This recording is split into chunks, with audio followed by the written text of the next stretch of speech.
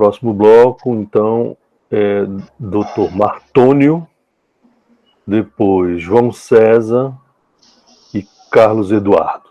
Com a palavra, Dr. Martônio. Pode ligar o microfone, por favor. Bom dia a todos. Eu gostaria, antes de mais nada, de cumprimentar a todos e agradecer o convite. É a primeira vez que eu participo por intermédio do Dr. Valton, grande amigo. Nós temos outros grupos de interlocução e agradeço e cumprimento a todos, né, que aqui estão nessa ensolarada manhã de domingo. Eu queria retomar um pouco das palavras iniciais do Dr. Valton a respeito da maldição da política. Essa maldição da política, ela começa a acontecer tanto no pensamento quanto é evidentemente levada à prática, né, após a Revolução Francesa. E por que se dá nesse período? Porque pela primeira vez após a Revolução Francesa, no primeiro momento discursivamente e depois concretamente, os pobres, as mulheres passaram não somente a votar, como a serem votados. Então os parlamentos, principalmente os parlamentos, ou as assembleias gerais, como se chamavam, deixaram de ser aquele espaço privilegiado de nobreza e clero e passaram a colocar, como a reação conservadora à Revolução Francesa falava, de constituição das maiorias loucas, ou seja, daqueles que não tinham estudo, daqueles que não eram formados para fazer parte do governo, então esses pervertiam o sentido da política. Quando nós observamos, principalmente no mundo anglo-saxão, a produção intelectual que vê isso, por exemplo, Walter Bagehot, quando ele diz o homem que para viver tem que trabalhar, esse homem não pode nem ser votado e muito menos votar, porque ele não tem propriedade. Então, para ele, a decisão política, votar nesta opção ou naquela opção, é absolutamente desigual. Portanto, ele não tem compromisso. Daí decorre o fundamento do voto censitário que nós tivemos no Brasil aqui até 1889. Um dos grandes exemplos disso também é outro baluarte do pensamento liberal conservador, que é Alexis de Tocqueville. Quando ele escreve a sua obra sobre a democracia na América, primeiro ele elogia aquele modelo de democracia como um modelo quase perfeito, e num segundo momento, óbvio, ele esquece um problema central da Revolução Americana, né? Ou seja, que se chama de uma revolução sem revolução. Ou seja, os americanos fazem uma revolução, fundam uma república, mas uma república com escravos, com profundas desigualdades, com exclusão de mulheres, com exclusão de pobres, etc. Aqui nós fundamos uma monarquia também baseada na mesma perspectiva. Não fundamos uma república, fundamos uma monarquia, mas fundamos uma monarquia baseada na escravidão, na exclusão de mulheres, ou seja, traços que vão nos identificar até hoje. Então, Tocqueville estabelecia uma diferença, diz qual é a diferença entre o Senado e a Câmara dos Deputados, ou a Casa dos Representantes nos Estados Unidos? E é que no Senado tem os melhores cérebros. Ou seja, por quê? Porque ali estava uma aristocracia. E na Câmara dos Deputados havia já o indício de uma representação, pelo menos de pequenos produtores, que ele julgava incapazes de compreender a política. Isso aqui no Brasil também foi objeto, né, de análise, né? Assim, para mim é um pouco de decepção com Machado de Assis, a quem eu reputo um grande gênio, mas o artigo dele o ensaio dele sobre o Senado do Império, ele faz, né, um paralelo de o que nós temos na República, né, uma antessala de flâmulos, de negociatas, tal, como se no período imperial brasileiro nós não tivéssemos tido a mesma coisa, as oligarquias estaduais não tivessem presentes, o Senado não fosse formado majoritariamente por bajuladores do imperador, na medida em que a sistemática de nomeação era pelo imperador, etc, etc. Então, essa maldição da política, ela acontece no discurso quando se inclui grandes camadas de participação nos processos decisórios. Aí a política passa, então, a ser maldita, a política passa, na verdade, a categoria daquilo que deve ser evitado e, se possível, deve ser suprimido, que é o que a tentativa aberta, no meu entendimento, que acontece agora. Ou seja, não há como se permitir mais a participação de largos setores nas mesmas condições de igualdade. Como isso é impossível de fazer, eu posso trancar o poder do Estado em nome dessa desigualdade. E o elemento central da desigualdade, né, isso a gente sabe desde a própria tradição liberal, inclusive, é o direito de propriedade. Né? Quando nós observamos, né, um liberal como César Beccaria, na sua obra que todos nós conhecemos, né, Os Delitos da Pena, no capítulo do furto, ele diz o direito de propriedade. Ele abre parênteses e diz um terrível direito. Não era necessário que fosse direito. Essa frase foi tão emblemática que um outro intelectual italiano, o Stefano Rodotà, tem uma obra sobre isso, o direito terrível, o direito de propriedade. O direito de propriedade, ele é o elemento mediador da profunda desigualdade e é o elemento mediador para a decisão de autorizar uma abertura ampla de participação política ou para a opção contrária.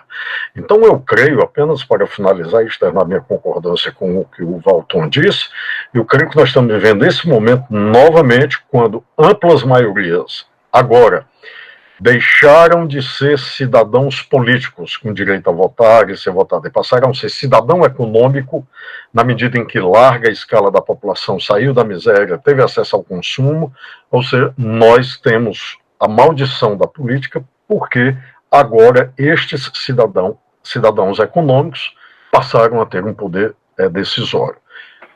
Com a eleição, com o golpe de 2016, a eleição de Jair Bolsonaro, essa realidade começa a se atrair até chegar ao ápice do momento, agora onde nós temos uma tentativa aberta de fechamento das instituições. Então, aquilo que se tentou fazer desde o começo do século XX, que é transformar o cidadão da política, de votar, de ser votado, de participar, em cidadão econômico, ou seja, aquele que participa de alguma maneira, no mínimo de dignidade da riqueza, da produção da riqueza no país, ao se começar a abrir essa possibilidade no Brasil, onde se estava construindo um Estado social, nós temos a tentativa, através da maldição da política, para desautorizar a política e se estabelecer a tirania. Né? E na Grécia Antiga, a primeira providência do tirano era o silêncio. Por isso que eu acho extremamente positivo a gente estar aqui, a gente falar, a gente discutir, a gente não silenciar. Tá? Eram essas observações. Muito obrigado pela paciência a todos e pelo convite mais uma vez, meu caro Helder. Nós vamos dar a palavra aqui para o Dr. João César, que terá também até 3 minutos para poder falar. Por favor, pode abrir seu microfone, Dr. João César. Sem dúvida. Bom dia a todas, bom dia a todos. Bom dia, Sabrina. Bom dia, Yolanda. Queria saber se Tássia está nesse grupo. Bom dia, meu querido Dr. Valton. O que me leva a fazer essa intervenção é a lembrança de que, para cada revolução socioeconômica, a gente teve mudanças com relação à criação de utopias. Nós tivemos, no século XVIII, a Revolução Francesa, aliás, no século XVII, Luís XVI, a vinda da sociedade burguesa, tá? E as utopias ligadas à sociedade burguesa. Nós temos a utopia capitalista, nós temos a utopia socialista, que são utopias decorrentes da Revolução Francesa, que não foi do sans-culotte, não foi dos fracos, foi uma revolução dos fortes, uma revolução que derrubou e guilhotinou Luís XVI e Maria Antonieta. Então, já se mostrou como, majoritariamente, uma revolução que não iria, de forma alguma, construir uma democracia socialista, uma democracia de espíritos livres. Então, dentro disso aí, que não acabou ainda, porque a gente vive um capitalismo moribundo, né? Nós cultivamos a necessidade de transformação social para alcançarmos a igualdade, a fraternidade, né, e a liberdade, que só existem para inglês ver, né, hoje. Agora, eu diria que isso perpassa a necessidade de uma discussão sobre consciência. Nós devemos criar uma consciência nessa discussão, devemos analisar a convivência humana, né? Devemos analisar também a conveniência das classes em luta, da classe operária e da classe burguesa, além da conveniência dessas classes, da convivência, da consciência.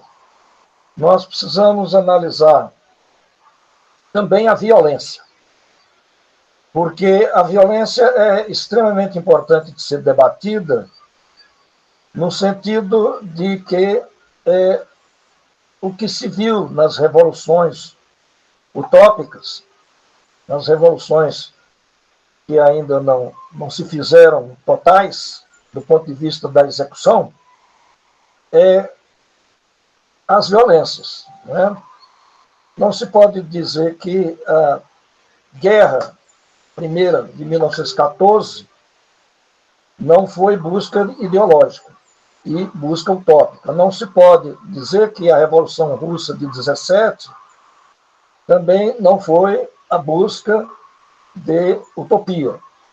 E não se pode dizer que as revoluções latino-americanas, que eu acho que adiantaram um pouco, inclusive aqui no Brasil com a luta armada e com outros movimentos que persistem dentro da legalidade, dentro do regime, dentro do sistema, que não são violentas, né?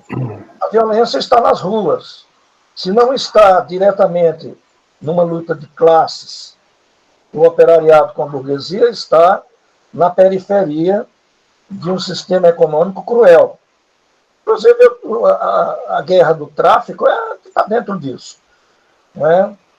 E eu diria, doutor Valton, que talvez fosse interessante a gente ver esses parâmetros de consciência, de conivência, de coexistência, não é? Pacífica ou não, violência, de conveniência, né?